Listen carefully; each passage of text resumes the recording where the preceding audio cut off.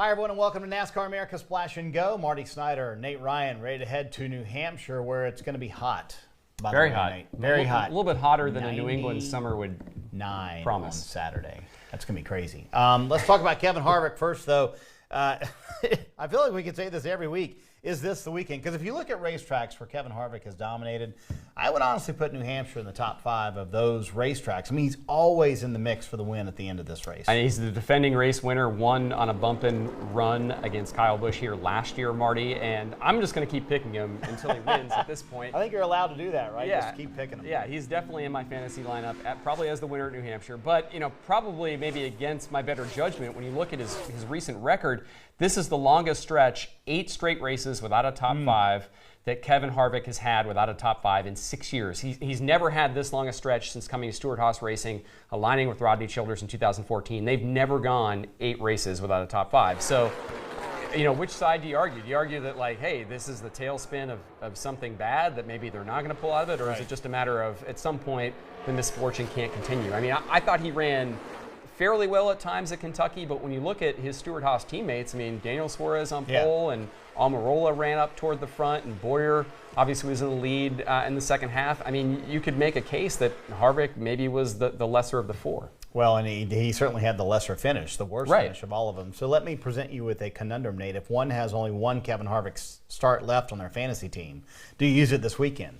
I'm just asking for a friend. I'm asking for a friend. I'm kidding. You shouldn't ask me because I'm currently, I think, 9th in our NBC Sports NASCAR.com fantasy standings. So, I'd be the last guy to ask. I would use it. I'm going to use it until he wins. And, I agree with you. New Hampshire is one of those tracks where I think it favors veterans. It favors experience. If temperatures are in the 90s on Sunday, and with this new rules package, I think that it's going to be, a Truex, a Harvick, a Kyle Busch. It's going to be somebody good. So let me ask you this from a serious standpoint. If you are Kevin Harvick and his race team, a Kevin Harvick fan, is this weekend a litmus test for that race team to say, hey, here's how far we've come, or we haven't come, or we've got work to do? I think they could spin it a few ways. I think it can be because certainly they have faced, again, a lot of adversity here over the last couple of months. And I think at this point, anytime they can have a really good weekend, anytime they can have a top 5 or get that elusive win, that's going to be a morale booster. That will be that litmus test of, okay,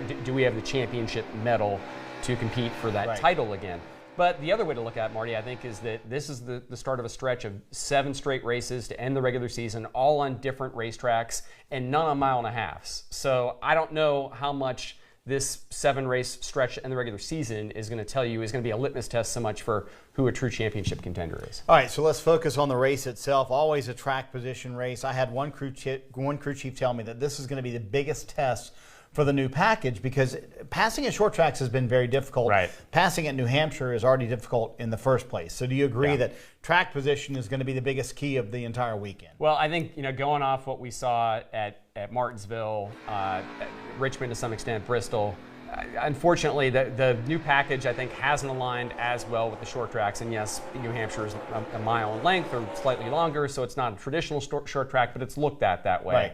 And I think that the 2019 rules have been very effective on mile and a halves, like we saw at Kentucky, very effective in those night races. But the jury, I think, is still a little bit out on how it races at short tracks, and I think New Hampshire will fall in that category. Let me ask you this, and we didn't plan this, so I hope this is okay, but what do you think of PJ1 application period? We had it last week at Kentucky. It's going to be at New Hampshire this week, and they're applying it differently. Get to that in a second. And then Pocono next week. This week, they're moving it around in New Hampshire, putting a lot more on entry and almost none on the exit of the corner. So are you a fan of PJ1, the curveball it throws every weekend, and how it changes the racing and how it disappears throughout the race and teams have to adjust to it? I'm not so much a fan of talking about it, I think. Well, we can stop right there if you want. I think it's important to recognize that this is what tracks are doing and what NASCAR is doing to try to enhance the racing. And I think at Kentucky it worked. But I think when you spend all your time kind of focused on, hey, what is the traction compound going to do? But that's what the teams are doing. Yeah, so you got to talk about it, right? You have to talk about it to some extent, but I feel like sometimes you talk about it so much it's to the detriment of other storylines, like a Kevin Harvick, or who else could win this weekend. I mean, that's where I think there's this balance of, yes, it's impactful, and yes, it's important to recognize that tracks, NASCAR teams are doing what they can. I mean, at Kentucky, I think we heard Jeff Burton say this on NASCAR America. It certainly had an impact on that racing, and he's looking forward to Pocono, as you mentioned. They're going to use it there, and the first Pocono race this year was a little bit lackluster because of the grip limited situation there. If you give these guys more options by applying more of that stuff across the surface, it's good for the racing. I just don't think you can make traction compound a star of NASCAR and the Cup Series. You know what I'm saying? Yeah, so the SMI folks who have clearly become the experts at it, Pocono is using them to apply it there next week. So that's going to be interesting to see that. All right, so I want to ask you about the heat. We talked about it. 99 on Saturday is the forecast. 95 on Sunday is the forecast. And with the right side window staying in these cars, that's not talked a lot about this year, but the drivers are hotter than they've ever been. You go back to Sonoma, saw the exhausted drivers after that race. I mean, this is going to be maybe the biggest challenge for these drivers.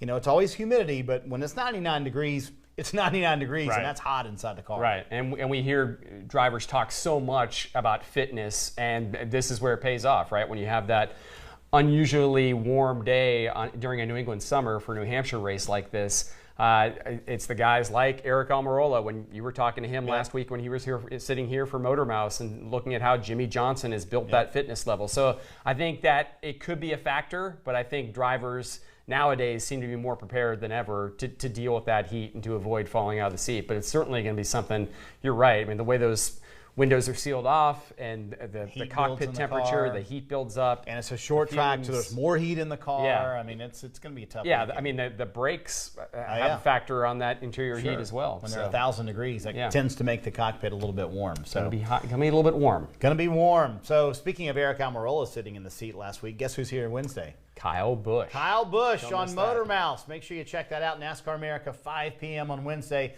We'll talk to Kyle about the finish this past weekend at Kentucky. See you then.